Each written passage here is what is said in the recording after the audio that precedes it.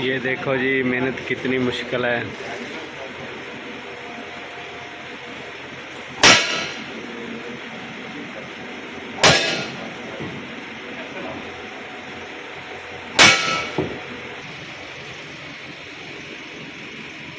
पूरी हो गई है सातों कहाँ पूरी हुई वो कुछ सात लग गए थे ये आप ये बराबर रखिए। हाँ ये बराबर रखिए। ओ सर बात ठीक है मेरे बराबर ही है ना।